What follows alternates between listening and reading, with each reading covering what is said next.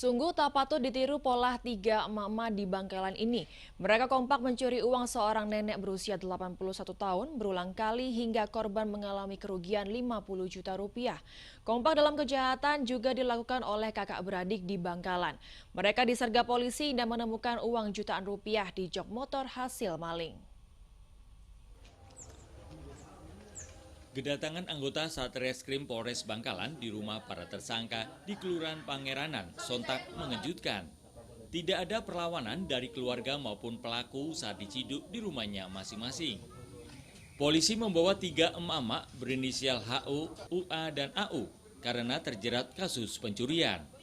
Korbannya adalah seorang nenek berusia 81 tahun warga Kelurahan Pejagan. Kasus pencurian dilaporkan ke polisi oleh keluarga setelah mengetahui uang sang nenek sebesar 50 juta rupiah raib dicuri. Keluarga dan saksi lain sering melihat ketiga pelaku ke rumah korban yang tinggal seorang diri tersebut. Menurut polisi, ketiga pelaku membagi peran saat beraksi. 2 pelaku mengajak ngobrol korban yang berjualan di depan rumah agar perhatiannya teralihkan, sedangkan 1 pelaku masuk rumah untuk mencuri uang. Akibat perbuatannya, trio emak-emak ini terancam hukuman 5 tahun penjara. Masuk ke dalam rumah untuk mencuri dan ini dilakukan sebanyak 4 kali. Ini tidak sadar akhirnya mengetahui bahwa duitnya banyak yang hilang dan dia lapor ke cucunya dan cucunya melapor ke kepolisian. Seperti mendapat durian runtuh, 6 anggota Resmob Satreskrim Polres Bangkalan berhasil menangkap 2 pencuri usai melakukan aksi kejahatannya. Kedua pelaku adalah kakak beradik warga Kelurahan Kemayoran.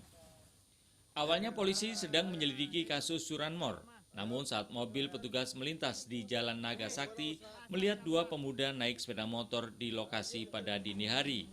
Karena curiga, polisi pun menghentikannya. Ketika digeledah, dalam jok motor ditemukan uang sebanyak 5 juta rupiah dalam berbagai pecahan.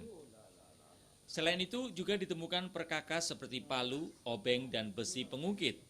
Kedua pelaku awalnya mengelak dan beralasan baru datang berjualan di pasar.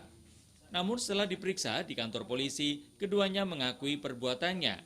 Mereka baru saja membobol kotak amal masjid di Desa Lajing, Kecamatan Arusbaya, serta kotak amal di sebuah tempat pemakaman.